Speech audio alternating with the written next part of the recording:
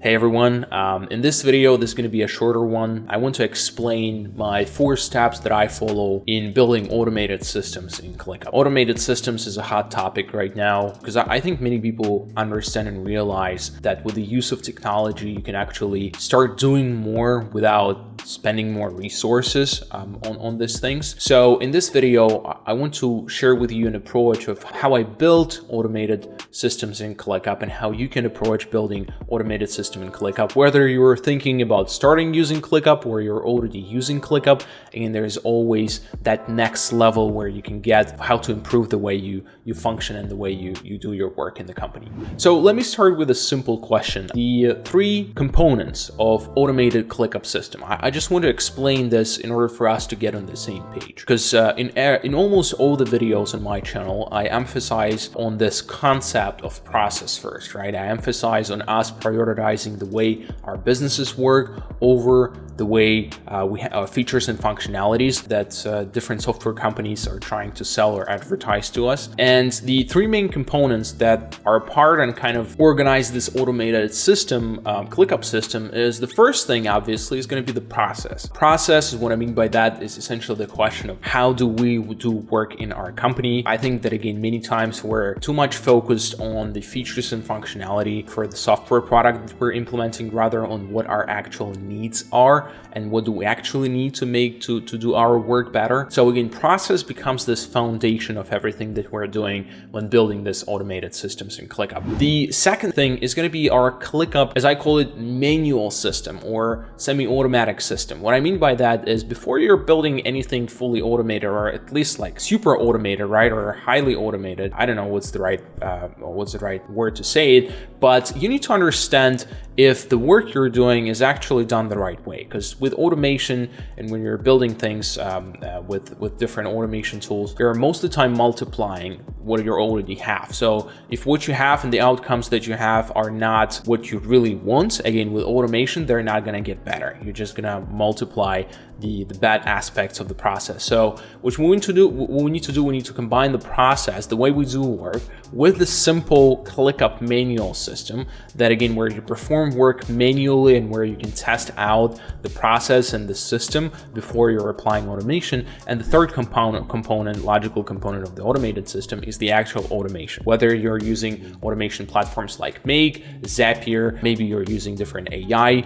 automation things in your process. But again, those 3 components basically form together this automated ClickUp system. And again, ClickUp in this example becomes this primary source of truth. Now, if you were to do this with any other platform, that could be Monday.com or Salesforce, again, that can be called automated Salesforce or automated Monday.com system. And in our example, that's going to be automated ClickUp system. Now, let's get to the 4 steps that I mentioned at the beginning that I follow to actually get those 3 components in place. We're going to start with the step number 1, and it's identifying and outlining one single process. We said that the first component of our automated ClickUp system is going to be the process itself. So what we need to do, we need to understand which process are we going to be focusing on. And again, it kind of limits the scope of work that we're going to need to do. And it also gives us more focus on this part of the business. And also outlining that process, because many times we're saying, oh, well, let's implement an automation for our hiring process. Now, what does that mean? What exactly do we need to do?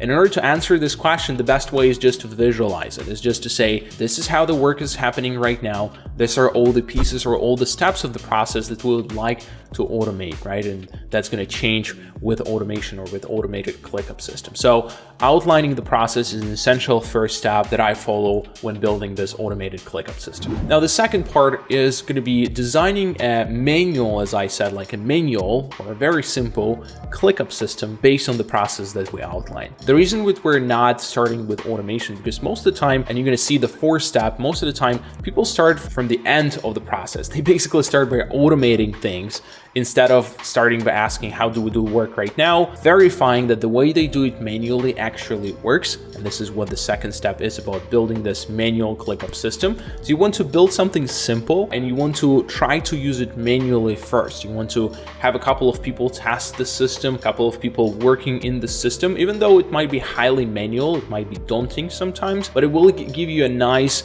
understanding whether the system, automated system that you have in mind is actually going to work. Because if manual system is not going to work, then automating that manual system is not going to help at all. So after completing the step 2, as you build this simple manual system, the next step is the third step that I follow, and we need to actually start using the system. I mentioned this last time, but I want to emphasize on this one more time, is many people, they build the system, and many times I, including myself, I would build the system and I would say, well, it's good enough, let's start automating things. But it's important to have some time dedicated to using the system and actually testing the system in real life before you implement automation. Now, the way I like to think about this is some sort of like a proof of concept. When building automation is not cheap, right? Many times, and most of the time, you need to invest money to build something, right? It's not an easy thing. It takes a couple of weeks, sometimes a couple of months to build this automated system. So before you do this, the best way actually for you to have a proof of concept and to make sure that when your team actually using the system manually,